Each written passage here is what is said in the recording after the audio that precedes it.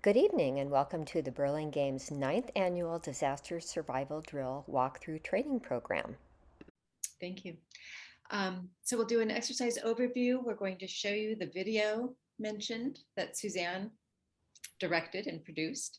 We'll look at the recruiting tools we have available to you, and we'll talk through the drill materials that hopefully everyone received. And we'll review how to organize into teams. We'll touch on the communications, and we will also just show you what an incident command base looks like, probably a little table chair and some materials set out in your driveway. Then we'll have some Q&A, and as you can see here, there is a drill communications workshop. Usually we present two pre-drill events, this one, which is the walkthrough for how the drill runs. And of course, the critical element after any disaster is going to be communications. And therefore, we focus on that and have been building that network up over the years. And so we have a specific drill communications workshop on a Zoom like this one next Wednesday. And that will be led by David Harris and Rick Kasuga, one of our Burlingame hams and CERT members, and Suzanne Tadioshin. So we hope you'll register for that. You may have received that invitation. Suzanne. And this is the Burlingame Neighborhood Network map, and you see a lot of dots on there, but we've tried to capture, number one, our active neighborhoods, which are blocks and communities within Burlingame that have engaged with their neighbors and hold activities, participate in the drill. So there are right now approximately 56 neighborhoods within Burlingame that are actively participating in activities. We also have the caches listed right now. We have 28 caches that are out there in our community.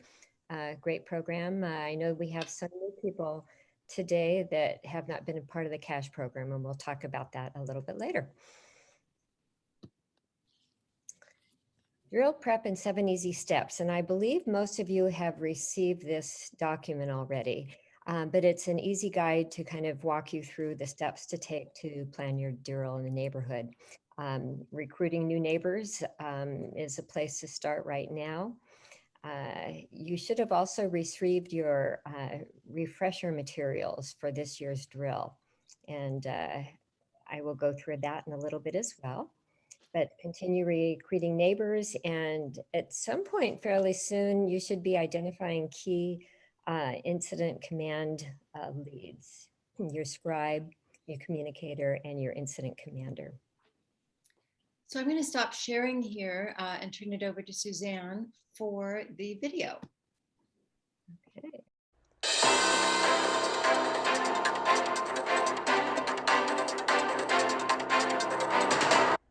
I'm reporting to you from Burlingame, California. This lovely city is 15 miles south of San Francisco. Residents are participating in their 9th annual citywide disaster drill. A nonprofit organization called the Burlingame Neighborhood Network coordinates this effort, which includes the Burlingame Police Department, Central County Fire Department, the ham radio community, and up to 500 residents of the city of Burlingame and Burlingame Hills. We all know how important it is to be prepared for disasters at home. It is also realistic to consider that police and fire assistance may not be readily available. This drill takes that concept to the next level. Neighbors helping neighbors. Let's take a look as we watch the drill unfold. It looks like the incident commander is instructing neighbors to gather and sign in. Good morning. Everyone please gather around. My name is Gerd Schlesinger, and I will be the incident commander for the disaster drill on our block today. Now, there's been a 7.4 magnitude earthquake. Oh my gosh. Wow. My family and home are okay. I have posted an okay sign on our front door so that others know that we're okay, and it looks like all of you neighbors are here to help. The 7.4 earthquake occurred along the San Andreas Fault just south of Woodside. And thank you all for offering to help. Now, the City of Burlingame has funded a cash program supplying organized neighborhoods with a container of disaster supplies intended for us to respond to and help our neighbors following a disaster. Now let's review all the roles that we'll play. I'm the incident commander, the IC. David is the scribe, and Rick is the communications lead. At the incident command station, we have 3 people playing lead roles. They are the incident commander. The IC is responsible for overall leadership and response activity for the base operation. The communication lead, Rick, will explain his group. So my lead as the communications lead is to receive and send radio traffic to the ham radio operator at the local school that the neighborhood communicates with. I'm also responsible for logging not only that communication, but the communication within the neighborhood, and that's usually done by walkie-talkies. David the scribe, please explain your role to the group. My job is to work principally with the incident commander and record whatever needs to be recorded on what's called the incident report board.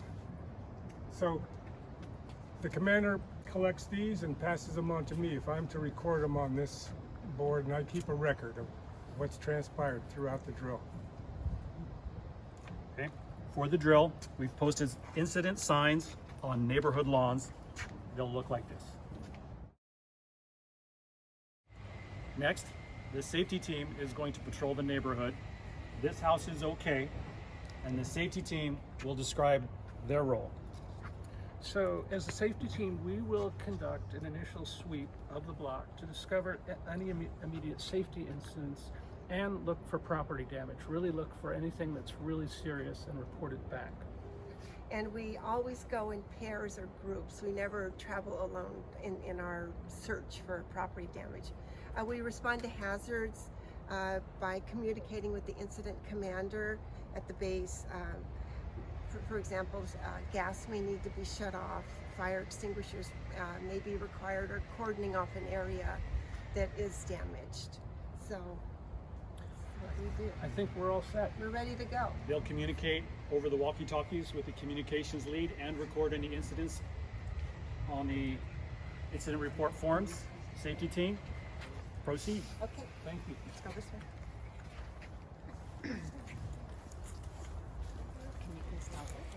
Okay, it's done. Show your good side, Bob. Okay, so we found this report. This house is on fire, and the neighbor from 3 streets away is asking for help to put out the fire. And we're going to report this to the incident commander by radio, and also we are going to also fill out a yellow incident form so it can be transcribed onto our main sheet of issues that have to be dealt with. Next, we have the first aid team, and they will introduce their role. Thank you. The first aid team is responsible for establishing a first aid station. We have some of the supplies here. We're gathering medical supplies and providing basic first aid and comfort, and it may extend to gathering food and shelter supplies if needed. Next, the well-being team will introduce their role.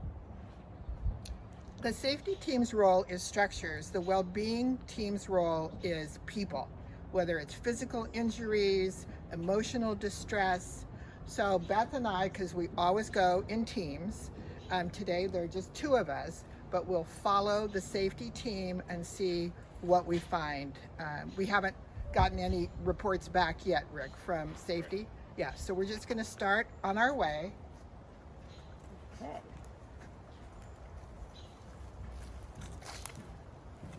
Oh, look. I think we have an injury up here. Well, and there's a help sign up too.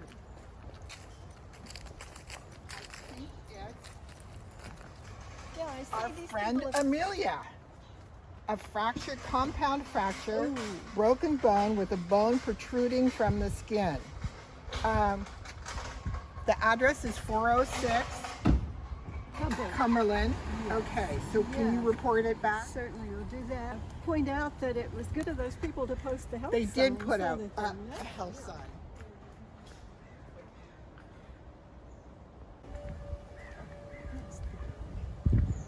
Wellbeing team to incident command, over.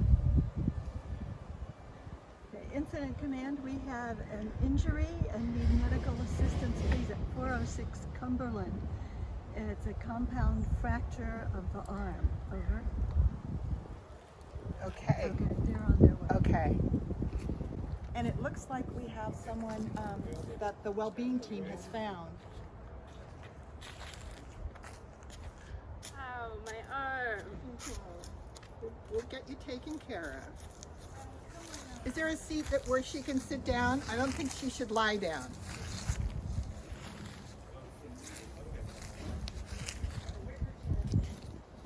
Here. Okay, Amelia, this is probably gonna hurt. Thank you. Mm-hmm. Now that the teams have patrolled the neighborhood, the incident reports are returned to the communications lead. The communications lead gives those to the incident commander, and the incident commander instructs the scribe to record.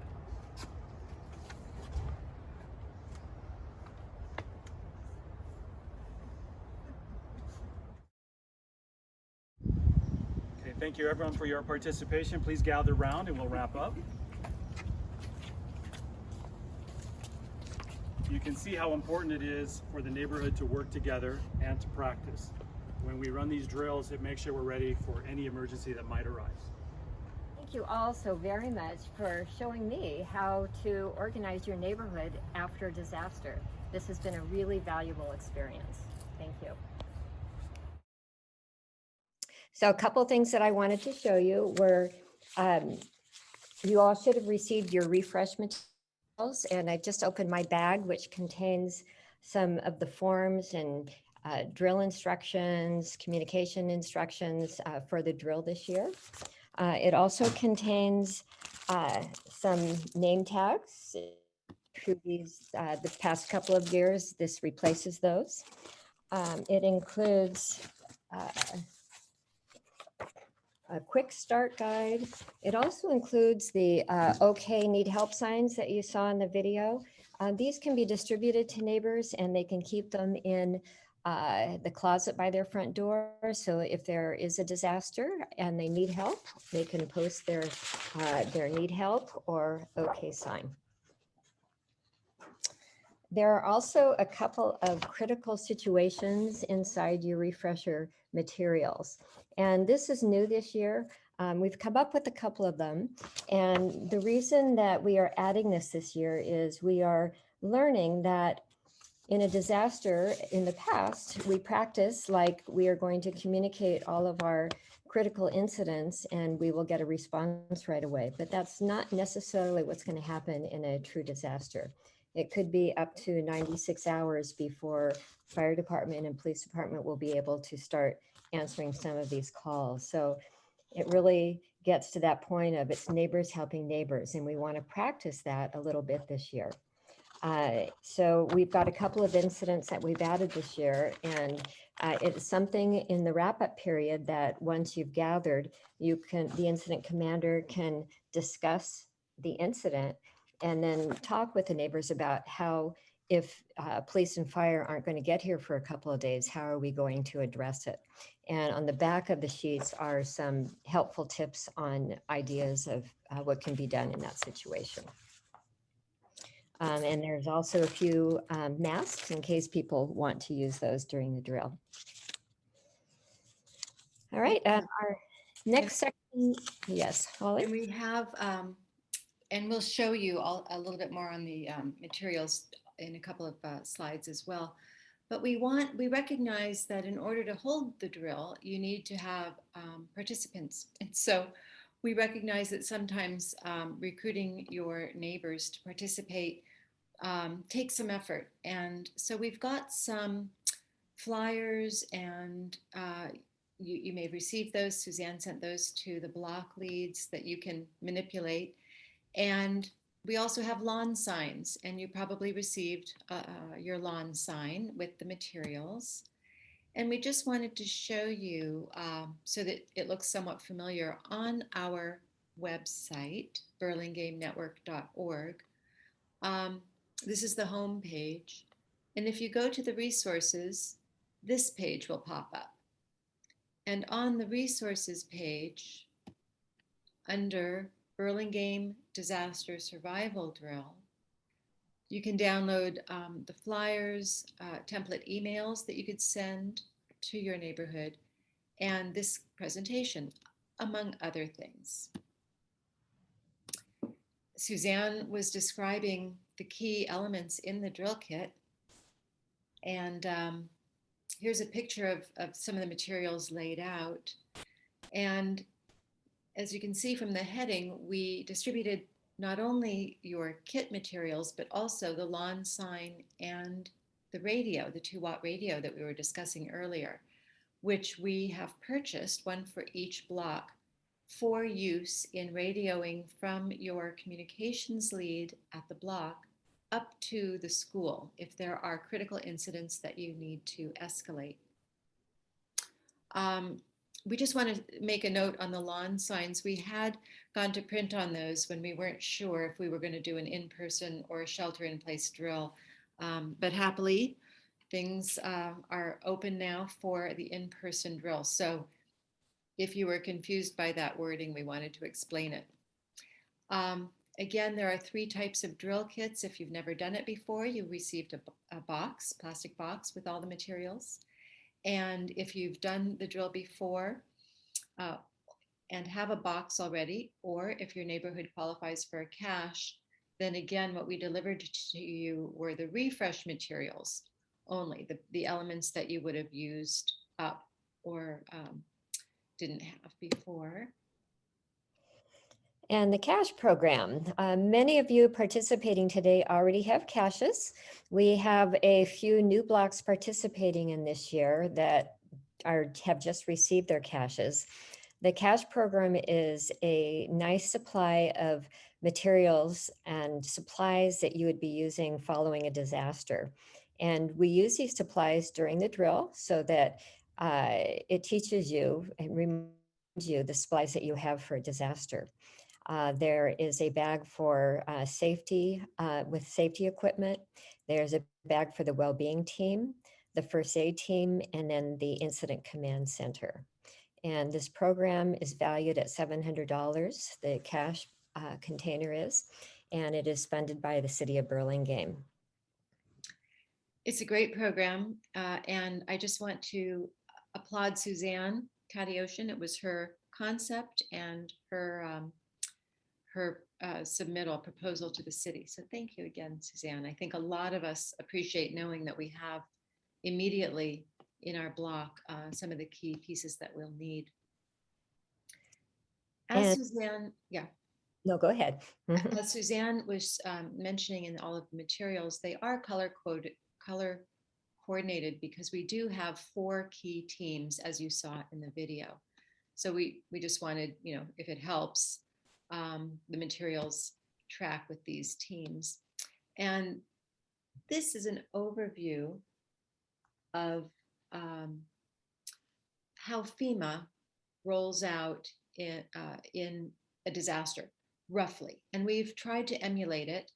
And you'll see that we would start up at the city level and then kind of the area level and then at the block level. So this NCP, Neighborhood Command Post, represents your block. And there would be 6 key roles that we've seen again in the video. One is the incident commander, and then we've got safety, well-being, first aid. And at incident command at your base, you would also have the scribe and the communications lead. Just to give you a big picture. And then this brings in a little more detail on what these roles are. And Some of these you can assign in advance, ideally the incident commander and the communications lead. But the others, if you don't assign them in advance, you can ask for a volunteer that morning, and they'll be given a card that explains, what their role would be. And Suzanne. Sure. And there is a fantastic CERT program in Burlingame, and CCFD actively recruits and assists with the training of new CERT members in the community. And during disasters, CERTs are, maybe called on, maybe dispatched to help in different neighborhoods. And during the drill, we like to have CERTs part of the disaster drill so they can help with the safety teams and play other roles. So these are the incident scenarios, and these should be in your drill kit. And if you've just received this year, you would add that to your cache kit as well. And they have the incident on them. And ahead of time, prior to the drill, whoever is planning your drill would plant those scenarios with the flags along lawns in your neighborhood. And those are the ones that are in the sheet, so that, if someone's sprinkler goes off or something, they'll still be findable. And you do want to collect these after the drill. And then we did mention that there are the 2 new critical scenarios, not intended to be planted. Instead, to promote a full group discussion, you would read those out, and those are clearly marked and separate from the rest of the scenarios. Again, the feedback that we got was after last year's Zoom virtual drill, and people really enjoyed the chance on the Zoom to hear about what the other teams were doing. Generally, they'd only had experience in the activity of the team they were on. And this way they got to hear what the other teams were discovering and responding to as well. That's why in the instructions, the drill instructions, there's a script that starts on page 3 and 4. And that asks at the end of the drill for the incident commander to bring everyone back to the base, at which point you'd have a chance to share this critical scenario and address it. This is our communications network. And the communication networks start at the neighborhood level, and we call them the NCP, Neighborhood Command Post. That's at your block. And you have a communicator there that will be communicating to the schools, and that's called the CCP. And then the schools with really severe incidents would report that to the EOC, which is the Emergency Operations Center at the fire station off of Rollins Road.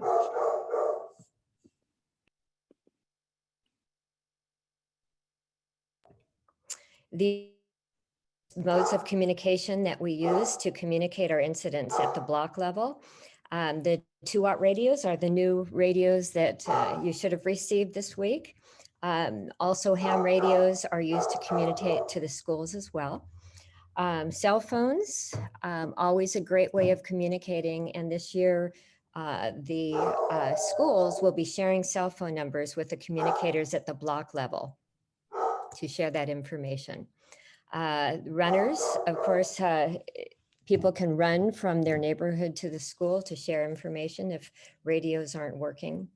And there are other modes of communication that we can explore down the road. We've looked at Zello app on the phone. That is an interesting app, but these are the main modes of communication that we will use in the drill.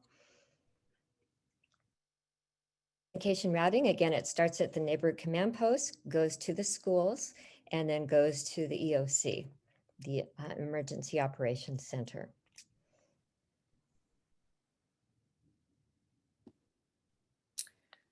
So the morning of the drill, there are a few things involved in the setting up, and that would be to plant those scenario flags randomly on the front lawns. We discovered the events on the front lawns. Nobody is knocking on actual doors during our drill. and then to set up your IC station. And that would be a table, chair, and the drill materials, which would be to post the large incident status board, maybe tape it to a garage, or if you have an easel. And the communications chart is the map that we just looked at, is something that your participants may find interesting to view. That can go up as well. It's also fun to take your cache, if you have one, or other tools that you might have, and display them on your yard, maybe on a tarp or something. There's the collapsible stretchers in there. You've got hard hats, you've got wrenches, you've got the hard hats, fire extinguisher, different materials kind of sets the mood. And ideally, as your safety team dispatches, they would take some wrenches to use in the event that they did find a gas valve that needed to be turned off. So your incident command center, your base would probably look something like this. And fire, police, and the city, so Central County Fire Department, CCFD, Burlingame Police, and our city manager and some of our city council members will be making visits to some of the various groups, as they do each year. So if you have interest in a visit, Dina Gunning will be scheduling those for CCFD. And these will be 5 minutes, really. We know that sometimes these visits are fabulous and exciting, but they can kind of throw the drill off if we spend too much time on it. So the visits are short, only about 5 minutes, but it's a fun visual. And we're also working with Captain Bob Bull at the police department. So we'll be sending some of your addresses to them, so you might have a visit that day. That morning, we're just listing these things, so it doesn't feel quite so overwhelming. But once you set up, participants would arrive.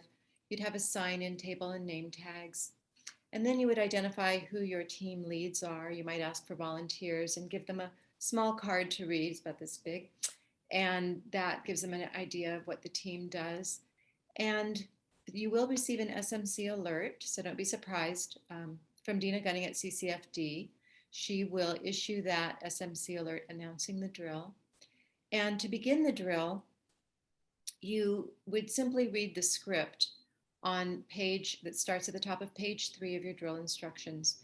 And basically, I'll tell you about that in a moment. And then you would dispatch the teams, as you saw in the video, to sweep your block for flagged scenarios and fill out the incident report form that is in your kit.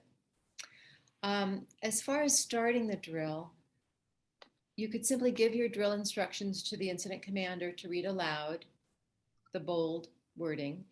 And the script starts again on top of page 3, and it just starts with an introduction, a couple of sentences, welcome, and then talks a little bit about the base team that you have and breaking into teams. And then the incident commander will begin the drill by reading section 3 that begins with our scenario.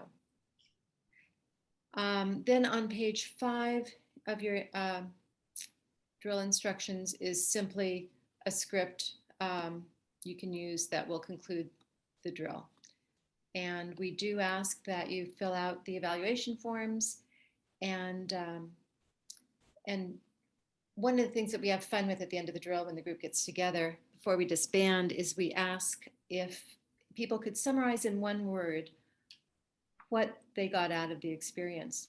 And it's very interesting because upon reflection, I think people don't realize maybe how much they learned, or they met some new people, or they got a better understanding of how a post-emergency situation might be organized, and how to liaise with our emergency responders. So we trust that your participants will find a lot of value in the experience. So with that, we will turn it back over to David and invite some questions. Uh, David? Thank Yeah, you. thanks, Holly. We have gotten some questions, and I think I'll just take these from the top. And if people have questions that they want to add, just add them into chat. So Shirley asks, teams in the video have use of walkie-talkies. Our block does not have walkie-talkies. Is it the hope that the Zello app can be used in lieu of walkie-talkies?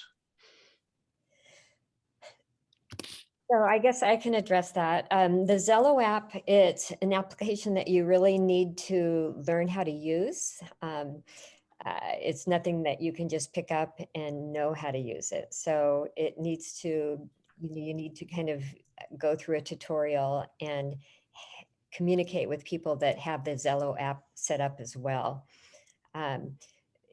A couple years ago, the Burlingame CERT program actually had a Zello net where once a week we would call into it at a certain time, like a ham net, and communicate with each other. And it was a great skill to learn, and maybe we'll pick that back up again. But if any of you do the Zello app and understand how to use it, and that would be great. But you'll be communicating with people at the schools that won't be using the Zello app. But if you want to use the Zello app to communicate with other members on your block to share information, sure, that would be great if you learn how to use it. We didn't quite get into the walkie-talkies today because there's a lot of other information, but some blocks do have walkie-talkies already, and they've used them successfully for intra-team communication, as we saw in the video, but that's optional. And we're assuming that if you have those walkie-talkies already within your block and you've used them before, that you would have them all set to the same frequency and know how to use them. If you do have walkie-talkies you want to use and you're not sure how to use them, you're welcome to reach out to David Harris or Rick Kasuga, and there'll be more on that at the communications workshop on the 29th. And actually, there was a question, which maybe I'll jump ahead a little bit, just because someone asked about how do we know what channel to set the walkie-talkie to? So when you receive the walkie-talkie, which I'm sorry, David, are you talking about the 2-watt DeWalt radio? The 2-watt, yeah. Okay, so that's different from intro. Right. Okay. Thanks for that clarification. So it will come, your DeWalt 2-watt walkie-talkie radio, will be pre-programmed when you receive it, but it will also say in the bag, it should say what channel it's programmed to. And if you have any questions, you're welcome to send me, D. Harris at burlingametwork.org, or to info@burlingametwork.org. And again, more on there's a whole presentation just on the communications. Right. And then Holly asked about the lawn signs. We've pretty much addressed that. We kind of wish we had it, could have anticipated how that was going to unfold, but hopefully, there is the info@burlingametwork.org email address if people do want to respond to seeing the lawn sign. We've had fun with the lawn signs. We hope you like them too. It just adds some visibility to the event and reminds people where to go for it. We've had a few people sign up as a result of walking by and seeing it. So we think that they're a fun addition. Option. And they were printed out prior to us deciding about doing an in-person drill. So unfortunately, most of them do say that it's a shelter-in-place drill, but some people have put tape over that sentence. I think that's a good idea. Can I just say that when we started, one of the members of my block provided like 10 of those lawn signs. So we get them up and down the block, and it really helps to have more visibility. We've lost a few over the years, but I still have 6 or 7 of them. And I think it's very effective to put those up and down your block. Thanks, Charlie. Shirley asks, can we have a certified person demonstrate the use of a fire extinguisher? how do we determine if there's a CERT person on our block?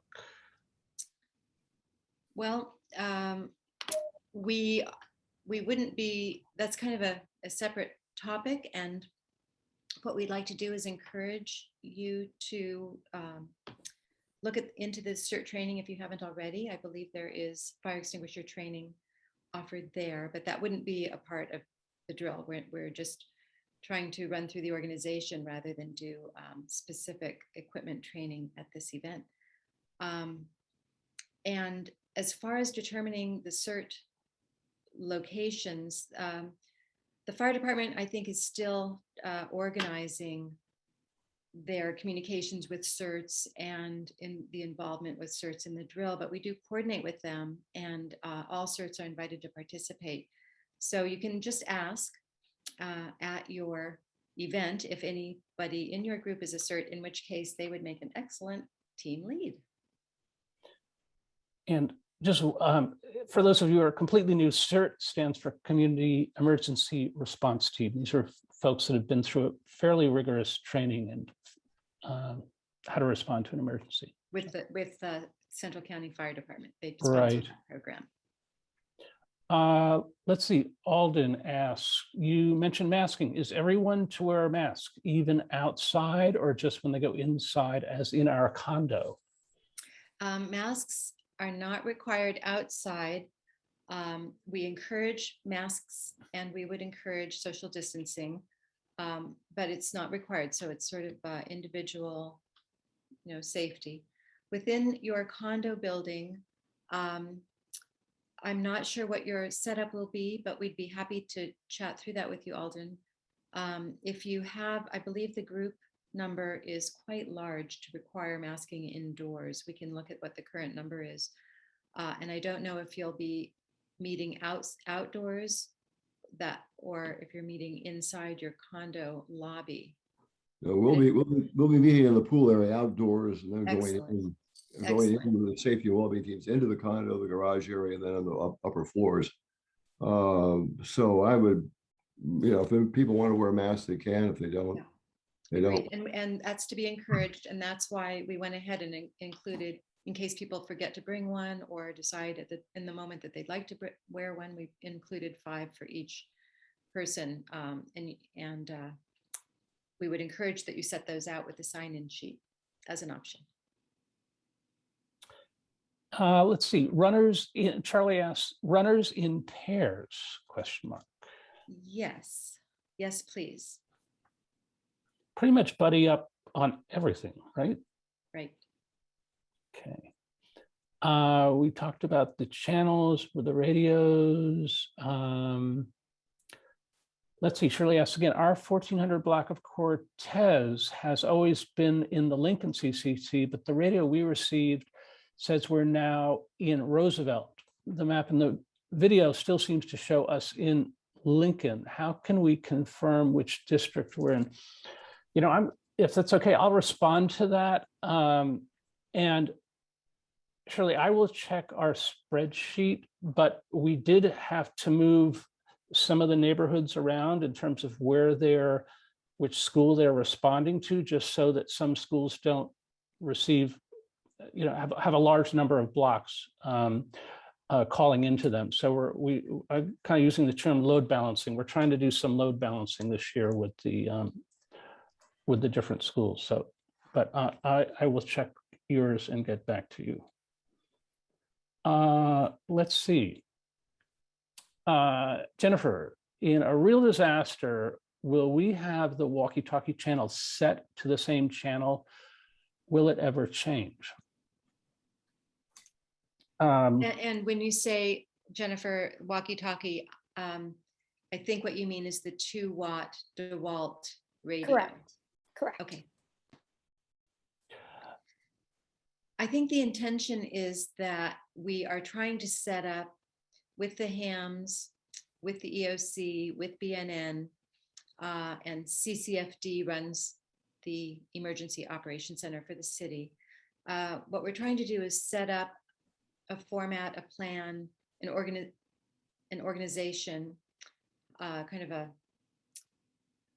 messaging ladder that would be consistent. And so that's why we're practicing it. We've been making changes over the years, depending on what works, what doesn't work. But the idea is that barring further announcements after an emergency, we would use what's set for this last drill as a default. Is that correct? And Rick Kasuga and Suzanne and David are working on that. And so we understand that it is a fluid approach, but we've made great strides since we first started the drill. And we're very excited that a lot of the hams would now consider going to a school, and we're sort of establishing this methodology. Yeah, and just to add to that, I think for now, unless we kind of after the drill, we'll sort of do a sort of a postmortem, and I don't anticipate that those channels would change. It's possible, and then that we would obviously let people know. And we'll be in touch with you after the drill about the postmortem. But right now we're planning another Zoom similar to this on October 20th. Let's see. I'd like Lori's- to add one more thing to that quickly. So, as far as the channels, yes, they will remain the same unless we change them, and we'll notify you. But that also goes for your drill instructions and your communications instructions. When you're done with these instructions, drill, keep them with your cache or your drill kit so that if there is a real disaster during the year, you have all that information that you're still holding on to. Suzanne, Gail Hansen said she hasn't received a drill kit yet. Okay, what block? Gail, if you could leave your information in the chat room, I will be in touch with you in the morning. Okay. Melinda asked suggestions or activities of children who are participating. Oh, good. So I see Terry did respond, but go for it, Holly. Well, that's great. One of the things that we don't want to do is alarm kids. We want them to learn and see really the camaraderie and the partnership that develops rather organically among the neighbors as a result of an incident that would happen. One thing that we can do with kids is ask them to start calling their families immediate relatives. So even though the kids would be in the drill and they could join a team and go with the adults, absolutely. But another thing, and a specific activity is you could ask them, could you please call Aunt Josephine and let her know that we're okay. She's our out of state contact, and we want to make sure that she knows that all of us are fine. So you can start those sorts of conversations with the kids, because it's probably something that you'd want to do in the event of a real emergency. So that, Melina had a good point. Let's use debrief in place of postmortem. I'll go along with that. After action. Yes, after action. Yes. So I don't see any other questions. Does anybody, we've got a few minutes left. We want to let you guys out early here, but any additional questions that anybody has? I have one comment. Please. After watching the video and watching, listening to the PowerPoint presentation, I hope this doesn't feel too overwhelming for new groups. And it's a good reminder to know that there's no right or wrong way to do this drill. We all learn from doing the drill, and that's what we want to get out of it. And just to build on that for 1 second. I'd also like to add, we do have mentors. If somebody would like someone from the board or an experienced person who's done the drill before to join them and help them run the drill, please, again, info@burlingame network.org, or you can reach out to us or put your information in the chat. Yeah, and I would just say if you're new to the drill and your block is new, I think one of the biggest benefits is just getting to know your neighbors better and just knowing who's there. And studies have shown that when there is an earthquake or big disaster, if people know each other, there's much better odds of survival, better resilience. So that's probably one of the most important things that can come out of the drill. So if there are no more questions, we will happily give you a little time back. Yes, that's it. All right. I was just going to comment real quick, guys. I just wanted to say hello. So I don't have my camera on. I'm having little issues with the iPad, but this is Dina Gunning from the Central County Fire Department. And I just wanted to say a big thank you to the Burlingame Neighborhood Network and to all of you for taking the time to participate in this drill. You guys do an amazing job, and every year you find new ways to raise the bar. And it's just fantastic to see how you all have coordinated and collaborated together for all these years. So I just wanted to say thank you from the Central County Fire Department. And we look forward to seeing you all participating out there in person. Wonderful. Dina, we appreciate your support. I see Rick has his hand raised. Rick, good evening, everyone, and thanks for being here. David, I just noticed a question about Rick Kasuga is our CERT coordinator for Burlingame and also a ham radio operator helping with the communications.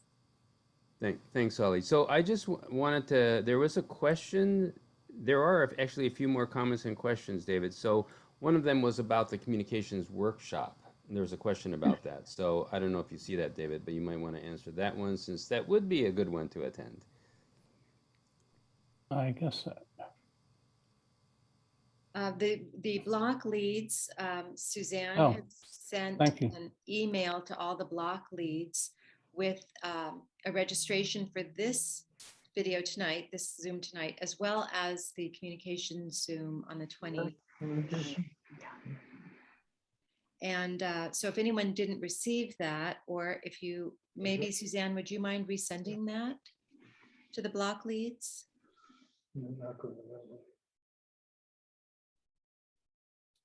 Suzanne, you're on mute. Yes, I will resend it. In fact, as soon as our session ends this evening, I'm going to send an email to everyone that provides a link to the YouTube video that we watched today, and as well as a link to the PowerPoint presentation. So if people from your group wanted to watch any of that or look at the PowerPoint presentation, they'll have that. So I will include a link for the communication drill in that email. So look out for that this evening. And in fact, Gail, you were asking about your drill kit. And if you want to just respond to my email, then I'll have your information and I can get that to you. Thank you. I will say on my block, I'm on Poppy, and we have some new people in lead roles this year. And so what I've done is I've sent them the video so that the person who's taking the incident command role can see it rolled out, and the safety team lead can see it laid out. Neither have participated in a drill before, so that seems like a really good tool to share. And 8.5 minutes isn't terribly long, and you get to kind of see what you might expect. So if you have any leads, people who you'd like to take a lead role, the video might be something you'd like to share. And Dina, could you just share your email address? Somebody wanted to contact you, if you can. Sure, I'll put it in the chat. Okay. And Rick, you're my monitor here. Did I miss any other questions? Who do we contact to let them know we want a visit from police or fire? Again, I would say, Suzanne, you'd be the point of contact initially for that, correct? Or you can contact either me or Suzanne. So it's holly@burlingaменetwork.org or Suzanne@burlingaменetwork.org. Right. And Thank those are email addresses, and then we'll highlight your addresses when we send the list to Dina. And have her know. I'm going to chime in also. It'd be very helpful for you to also provide to us the name of your communicator on your drill. Yeah. This If week. you have, if you've pre-assigned a communications lead, then maybe we could send them a direct link for the Zoom next week if they'd like to join. Mhm. But it will also be helpful for the ham community to know who the communicators are. So that would be great. And also I will chime in as long as you're all here. We love your photos. And if these can be action shots and not posed pictures of everyone sitting with coffee, action shots we like. So after the drill, if you could email those to us, that would be fabulous. And one more question here. Gabby said, I saw the form with the walkie-talkie. Is that to be given to you once completed? Basically, as soon as you have that information, if you can either send it to me via my address that's at the bottom, or take a picture and send it to my email address, which was on there as well. And Suzanne, just a reminder, as we mentioned for the alerts, and Holly, thank you, because we will send out the alerts to your team leads and communicators on that list who are subscribed to SMC Alert. So I can only send those out to those folks once I get that list who are already subscribed. So you have to subscribe to SMC Alert in order to receive those alerts. I cannot And you do, subscribe Dina, you. Dina, you would do that at San Mateo County? Yes, at smcalert.info. And I can put that in the chat as well. Thank you so much. Great questions, everybody. Great comments, great questions. Appreciate the input and the interest. We're excited that you're doing this. We really do feel, as does the City Council, that this activity has advanced Burlingame on a number of fronts, from connectivity to information and practice and preparation. So nicely done. Thanks for the energy. And I think with that, we'll leave just a few minutes left to you, but thanks for your time tonight. We'll say good night. Thank you. Good night. Thanks, everybody. Great job. Really good. Bye-bye. Bye. Thank you. Thank you. Thank you very much.